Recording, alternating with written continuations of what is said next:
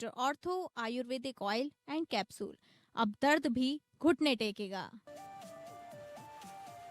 पाकिस्तान अफगानिस्तान में जंग हुआ तेज, तालिबान ने की एयर स्ट्राइक, कई पाकिस्तान के सैन्य ठिकाने बने निशाना, डूरेंट लाइन पर गोलीबारी। मुश्किल में घिरे माही, झारखंड हाउसिंग बोर्ड ने धोनी को थमाया नोटिस, आवासीय प्लाट से जुड़ा है मामला। सीएम धामी ने उत्तराखंड को दी सौगात, विकास कार्यों के लिए करीब 126 करोड़ की मंजूरी, त्रिस्तरीय पंचायती राज संस्थाओं को कुल 89 करोड़ रुपए हस्तांतरित। नमस्कार, आप सभी का स्वागत है टॉप अपडेट्स में और मैं हूं आपके साथ अंकिता सिंह। शुरुआत करेंगे टॉप अपडेट्स की। पाकिस्तान और अफगानिस्तान के बीच तनाव खुली जंग जैसी स्थिति में पहुंच गया है, जहां हमलों और जवाबी कार्रवाई का सिलसिला तेज हो गया है। अफगानिस्तान की इस्लामिक अमीरात के रक्षा मंत्रालय ने एक वीडियो जारी कर दावा किया है कि खैबर पख्तूनख्वा प्रांत के उत्तरी वजीरिस्तान में मीरान शाह और स्वेतबाम स्थित पाकिस्तानी सैन्य ठिकानों पर ड्रोन से हवाई हमले किए गए। रदल जुल्म नाम से चलाए गए इस अभियान में स्वेतबाम के सैन्य अड्डों पर आग लगाने का भी दावा किया गया। वीडियो में पहाड़ी इलाकों में रात के समय विस्फोट और लक्षित हमलों के दृश्य दिखाए गए। हालांकि इसकी स्वतंत्र पुष्टि नहीं हो सकी। इससे पहले पाकिस्तान द्वारा अफगानिस्तान में 29 ठिकानों पर हवाई बमबारी की बात सामने आई। दोनों देशों के बीच बढ़ते सैन्य टकराव ने क्षेत्रीय सुरक्षा को लेकर गंभीर चिंताएं बढ़ा दी हैं। भारतीय क्रिकेट टीम के पूर्व कप्तान एमएस धोनी को झारखंड राज्य आवास बोर्ड ने रांची स्थित आवासीय भूखंड के कथित दुरुपयोग के मामले में नोटिस जारी किया है। बोर्ड के अनुसार यह भूखंड केवल आवासीय उपयोग के लिए आवंटित किया गया था, लेकिन जांच में इसके व्यावसायिक गतिविधियों में इस्तेमाल किए जाने की बात सामने आई, जो नियमों का उल्लंघन है। बोर्ड के अध्यक्ष संजय लाल पासवान ने बताया कि इसी तरह के आरोपों में अन्य लोगों को भी नोटिस भेजे गए हैं और सभी से जवाब मांगा गया है। अधिकारियों ने स्पष्ट किया कि यदि संतोषजनक जवाब नहीं मिला या नियमों का पालन नहीं किया गया तो आवंटन रद्द करने की प्रक्रिया शुरू की जा सकती है। यह कार्यवाही आवासीय भूमि उपयोग से जुड़े निर्धारित प्रावधानों के तहत की जाएगी।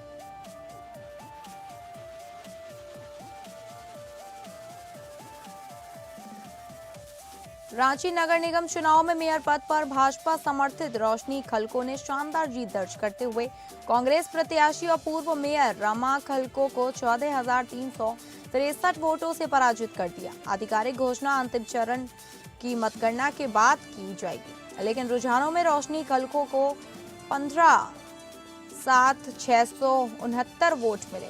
वहीं मानको नगर निगम में सुधा गुप्ता ने अपनी निकटतम प्रतिद्वंदी संध्या सिंह को 18,601 मतों के बड़े अंतर से हराकर जीत दर्ज की। जानकारी के मुताबिक रांची नगर निगम की मतगणना के लिए 10 हॉल बनाए गए थे, जिनमें 9 हॉल में रांची नगर निगम के वोटों की गिनती की गई। चुनाव परिणाम ने स्थानीय राजनीति में बड़ा संदेश दिया है। उत्तराखंड के मुख्यमंत्री पुष्कर सिंह धामी ने धार्मिक पर्यटन, ग्रामीण सशक्तिकरण और आधारभूत ढांचे के विस्तार को प्राथमिकता देते हुए करीब 6.83 करोड़ रुपए की वित्तीय स्वीकृतियां प्रदान की। मां नंदा राजजात की तैयारियों के तहत मार्गों पर अवस्थापना विकास के लिए 3.08 करोड़ रुपए मंजूर किए गए, जिससे चमोली जिले के थराली, कर्णप्रयाग, देवाल और नारायणबगड़ में पार्किंग और विश्राम गृह बनाए जाएंगे। 15वें वित्त आयोग की सिफारिशों के तहत त्रिस्तरीय पंचायती राज संस्थाओं को पहली किश्त के रूप में 89 करोड़ रुपए हस्तांतरित किए जाएंगे, जिसमें जिला, क्षेत्र और ग्राम पंचायतों को अलग अलग हिस्सेदारी मिलेगी। इसके अतिरिक्त 34 करोड़ रुपए विभिन्न विकास योजनाओं, थराली में मल्टी लेवल पार्किंग, टिहरी के घनसाली में बस स्टॉप, पौड़ी के यमेश्वर में मोटर मार्ग, राष्ट्रीय आयुष मिशन की परियोजनाएं, रामनगर पेयजल योजना और नैनीताल के विद्यालयों की मरम्मत के लिए स्वीकृत किए गए हैं। इन फैसलों से पर्वतीय और ग्रामीण क्षेत्रों में विकास कार्यों को गति मिलने की उम्मीद है। उत्तर प्रदेश के मुख्यमंत्री योगी आदित्यनाथ ने सभी अधिकारियों के साथ उच्च स्तरीय समीक्षा बैठक कर वित्तीय वर्ष 2025-26 की प्रगति का आकलन किया। फरवरी माह तक प्रदेश को 1,96,177 करोड़ रुपए की राजस्व प्राप्ति हुई है, जिसे सरकार ने सकारात्मक आर्थिक संकेत बताया है। मुख्यमंत्री ने कहा कि बढ़ा हुआ राजस्व बुनियादी ढांचे, समाज कल्याण, रोजगार सृजन और औद्योगिक विकास को गति देने में सहायक होगा। उन्होंने सभी विभागों को टीम भावना, पारदर्शिता, जवाबदेही और नवाचार आधारित कार्य प्रणाली अपनाते हुए लक्ष्य हासिल करने के निर्देश दिए। होली पर्व के मद्देनजर विशेष सतर्कता बरतने और अवैध व जहरीली शराब के उत्पादन और बिक्री पर पूर्ण रोक सुनिश्चित करने के आदेश भी दिए गए। साथ ही भूमि अभिलेखों के डिजिटलाइजेशन और रजिस्ट्री कार्यालयों के आधुनिकीकरण की प्रक्रिया तेज करने के निर्देश दिए गए। स्वामी अभिमुक्तेश्वरानंद की गिरफ्तारी पर रोक।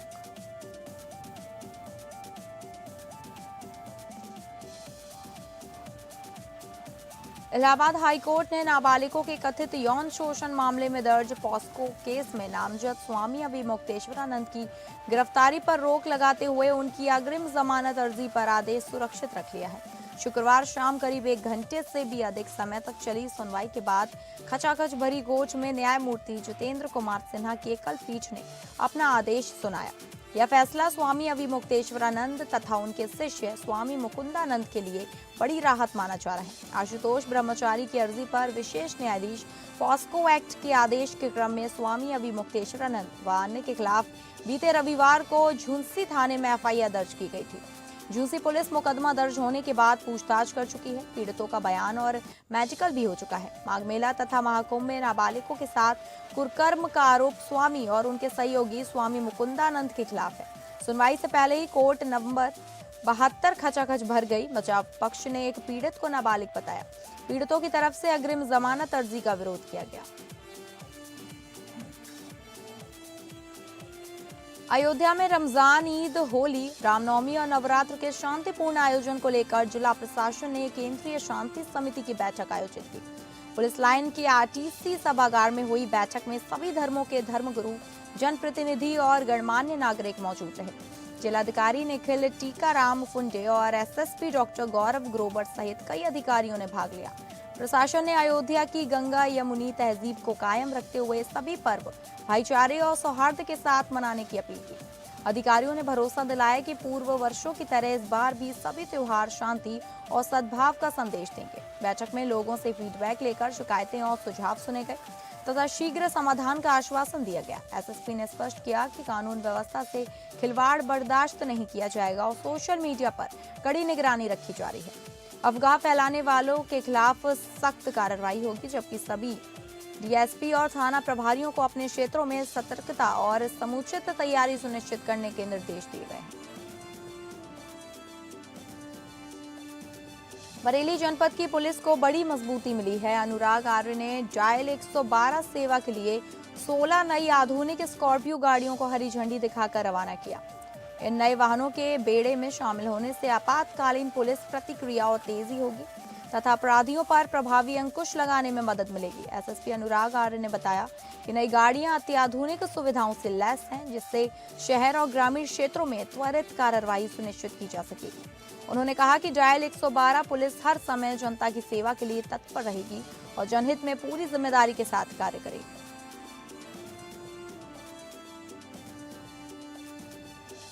फिल्म यादव जी की लव स्टोरी को लेकर विभिन्न स्थानों पर विरोध तेज हो गया। रिलीज से पहले ही इसके शीर्षक पर आपत्ति जताते हुए यादव समाज के लोगों ने इसे सामुदायिक का अपमान बताया और फिल्म पर प्रतिबंध लगाने की मांग की। बहराइच जिले में भी बड़ी संख्या में यादव समाज के लोगों ने कलेक्ट्रेट परिसर में प्रदर्शन कर फिल्म पर तत्काल रोक की मांग उठाई। प्रदर्शन का नेतृत्व कर रहे नंदेश्वर यादव ने कहा कि इस तरह की फिल्में समाज में जातीय भेदभाव और वैमनस्य को बढ़ावा देती हैं, इसलिए ऐसी फिल्मों पर रोक लगनी चाहिए। प्रदर्शनकारियों ने राष्ट्रपति के नाम ज्ञापन सौंपकर फिल्म के प्रदर्शन पर तत्काल प्रतिबंध लगाने और निर्माताओं के खिलाफ कार्रवाई की मांग की है। श्रावस्ती के नवीन मौजन थाना क्षेत्र के मलपुरवा अमारे भरिया गांव में एक विवाहिता की संदिग्ध परिस्थितियों में मौत के बाद हंगामा खड़ा हो गया। मायके पक्ष ने ससुराल जनों पर दहेज हत्या का आरोप लगाते हुए थाने में तहरीर दी। बहराइच जनपद के विशेश्वरगंज थाना क्षेत्र निवासी किशोरी लाल ने अपनी बहन राधा देवी की हत्या का आरोप लगाया है। परिजनों का कहना है कि ससुर लाड़मणि जायसवाल, जेठ ननके जायसवाल और जेठानी कन्याकुमारी दहेज को लेकर प्रताड़ित कर रहे थे। आरोप है कि 26 फरवरी की सुबह मारपीट कर गला दबाकर हत्या की गई और तथा गले और शरीर पर चोट के निशान मिले। थाना अध्यक्ष ने बताया कि तहरीर प्राप्त हो गई है। पोस्टमार्टम रिपोर्ट के आधार पर आगे की विधिक कार्रवाई की जाएगी। पुलिस पूरे मामले की जांच में जुटी है।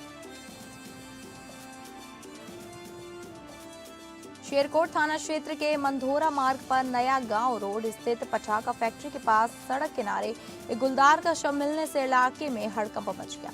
बताया जा रहा है कि बंदर का शिकार करने के लिए पेड़ पर चढ़ा गुलदार ऊपर से गुजर रही हाई टेंशन विद्युत लाइन की चपेट में आ गया, जिससे करंट लगने से उसकी मौत हो गई। सुबह मॉर्निंग वॉक पर निकले युवकों ने शव देखा और सूचना दी। मौके पर पहुंची वन विभाग की टीम ने जांच में गुलदार को नर और उसकी उम्र करीब 5 वर्ष बताई है। शव को पोस्टमार्टम के लिए भेज दिया गया है और आगे की कार्रवाई जारी है। यूपी के फतेहपुर जिले में बोर्ड परीक्षा की पहली पाली के दौरान फ्लाइंग स्क्वाड टीम ने बड़ी कार्रवाई करते हुए 5 मुन्ना भाई को पकड़ लिया, जो दूसरे अभ्यर्थियों की जगह गणित का पेपर दे रहे थे। कार्रवाई से परीक्षा केंद्रों में हड़कंप मच गया। जांच में सामने आया कि OP Yadav inter college, Mewaram Vidya Gyan inter college और आदर्श उच्च स्तरीय माध्यमिक विद्यालय सीतापुर के छात्रों की जगह अन्य लोग परीक्षा दे रहे थे। हैरानी की बात यह रही कि एडमिट कार्ड पर भी परीक्षा देने वाले फर्जी अभ्यर्थियों की फोटो लगी हुई थी। डीआईओ एएस राकेश सिंह के अनुसार पकड़े गए सभी आरोपियों को पुलिस के सुपुर्द कर दिया है। इस मामले में संबंधित विद्यालयों के खिलाफ भी दंडात्मक कार्रवाई की जाएगी। वहीं प्राचार्य समेत 10 लोगों के खिलाफ मुकदमा दर्ज कराया गया है। में आगे बढ़ते हैं। झांसी पहुंचे भारत सरकार के केंद्रीय कृषि मंत्री शिवराज सिंह चौहान ने आज पत्रकारों से बातचीत करते हुए कहा कि भारत के करोड़ों जनता के मुकुटमणि और हृदय के हार है। प्रधानमंत्री मोदी जिनके जीवन का हर एक क्षण मां भारती की सेवा में गुजर रहा है। वहीं दिल्ली के पूर्व मुख्यमंत्री अरविंद केजरीवाल का बगैर नाम लिए निशाना साधते हुए शिवराज सिंह चौहान ने कहा, ऐसे लोग जो जमीन पर मुकाबला नहीं कर पाते तो बौखला कर आरोप लगाते रहते हैं। अगर कोई सूरज के ऊपर थूकेगा तो थूक लौट कर उसके मुंह पर ही गिरेगा।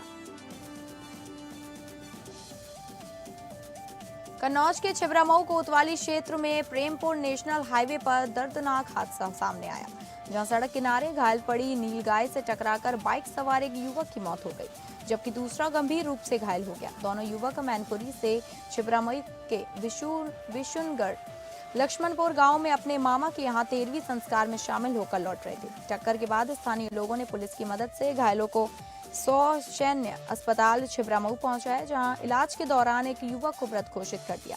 गंभीर रूप से घायल दूसरे युवक को राजकीय मेडिकल कॉलेज तिरवा रेफर किया गया, जहां उसका उपचार जारी है। पुलिस ने शव को मोर्चरी रूम में रखकर परिजनों को सूचना दे दी।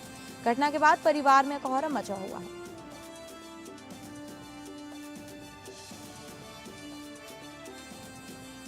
कानपुर के गुजैनी थाना क्षेत्र से सामने आए एक वायरल वीडियो ने कथित अवैध पेड़ कटान का मामला उजागर किया। वीडियो में सागौन के पेड़ों की कटाई होती दिख रही है और कटी हुई लकड़ी को मौके से हटाते लोग नजर आ रहे हैं। आरोप है कि यह कटान बिजली विभाग के काम की आड़ में किया गया। स्थानीय लोगों का दावा है कि Kanpur electricity supply company limited के कार्य के नाम पर हरे भरे और कीमती सागौन के पेड़ काटे जा रहे हैं, जबकि इसके लिए वन विभाग से अनुमति आवश्यक होती है।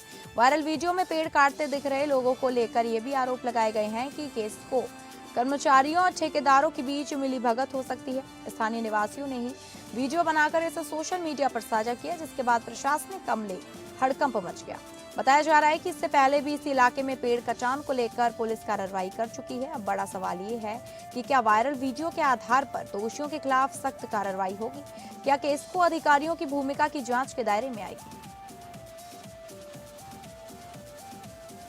मुंबई की विशेष अदालत ने 25,000 करोड़ के कथित महाराष्ट्र स्टेट कोऑपरेटिव बैंक घोटाले मामले में बड़ा फैसला सुनाते हुए उप मुख्यमंत्री अजित पवार और उनके परिवार को राहत दी।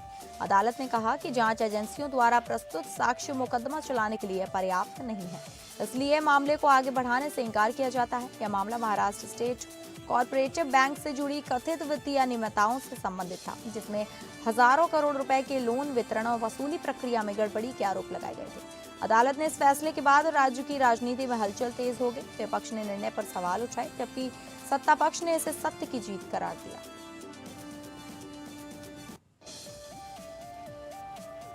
देहरादून से ऊर्जा विभाग की बड़ी खबर सामने आई है, जहां पीसी ध्यानी को power transmission corporation of Uttarakhand limited यानी पीटीसीयूएल के प्रबंध निदेशक पद से हटा दिया गया है। गैर टेक्निकल व्यक्ति को एमडी बनाए जाने के खिलाफ हाईकोर्ट में याचिका दाखिल की गई। कोर्ट के आदेश के बाद यह कार्रवाई की गई। फैसले के बाद ऊर्जा विभाग में हलचल तेज हो गई। शासन ने तत्काल प्रभाव से पद में बदलाव लागू कर दिया। अपर सचिव ऊर्जा मेहरबान सिंह विष्ट को अतिरिक्त जिम्मेदारी सौंपी गई थी। अब विभाग में आगे की प्रशासनिक प्रक्रिया पर नजर बनी हुई। धर्मनगरी हरिद्वार में जूना अखाड़ा के संतों ने अनोखे अंदाज में रंगों और गाय के गोबर से होली खेलकर आस्था और परंपरा का संदेश दिया। जूना अखाड़ा स्थित माया देवी मंदिर प्रांगण में जूना अखाड़ा और निरंजनी अखाड़ा के संतों ने भजन कीर्तन के बीच एक दूसरे को रंग और गोबर लगाकर उत्सव मनाया। अखिल भारतीय अखाड़ा परिषद के अध्यक्ष रविंद्र पुरी ने कहा कि गोबर होली सनातन परंपरा का प्रतीक है और गाय का गोबर पवित्र माना जाता है, जो प्रकृति और पर्यावरण संरक्षण का संदेश देता है। वहीं परिषद के महामंत्री स्वामी हरिगिरी महाराज ने कहा कि होली संत समाज को एक सूत्र में बांधने का पर्व है और गोबर होली के माध्यम से समाज को अपनी जड़ों से जुड़े रहने और प्रकृति के साथ सामंजस्य का संदेश दिया जा रहा है।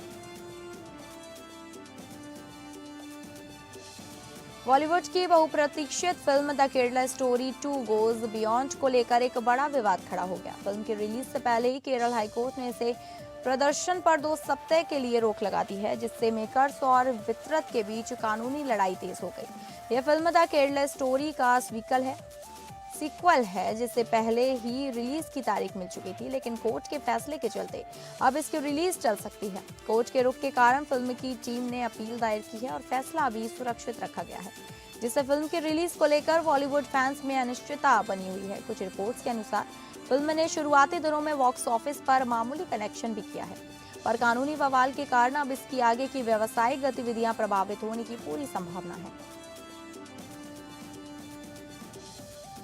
फरवरी 2026 बॉलीवुड के लिए दर्शकों के लिए उम्मीद के एक अनुरूप साबित हुआ है, नहीं हुआ।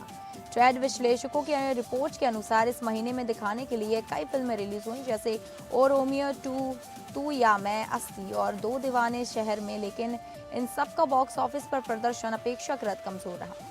विशेष रूप से ओ रोमियो, जिस पर काफी उम्मीदें थीं, इसने दुनिया भर में लगभग 100 करोड़ का कलेक्शन किया, जो उसके बजट के हिसाब से अपेक्षाकृत संतोषजनक नहीं माना जा रहा। वहीं तू या मैं और अन्य शीर्ष फिल्मों ने भी केवल मामूली कलेक्शन किया, जिससे महीना अधिकांशतः कमजोर साबित हुआ। इस मंदी के कारण फिल्म निर्माता और वितरक अब अपनी रणनीतियां बदल रहे हैं, ताकि मार्च अप्रैल के लिए बड़े प्रोजेक्ट्स और बेहतर मार्केटिंग के साथ वापसी सुनिश्चित की जा सके। वहीं बॉलीवुड में LGBTQ+ प्रतिनिधित्व पर कॉनकोमा सेन शर्मा की चुनौती।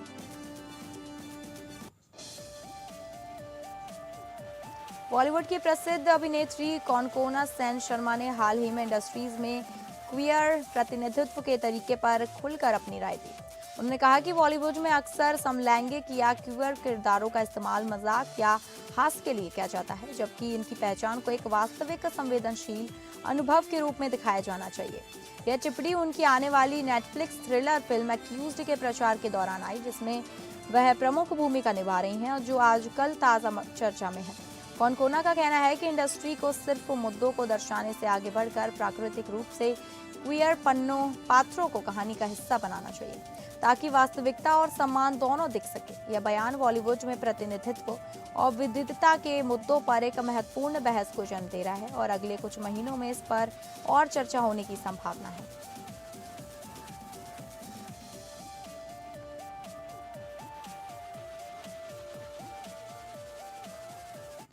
तो फिलहाल टॉप अपडेट्स में बस इतना ही। नमस्कार।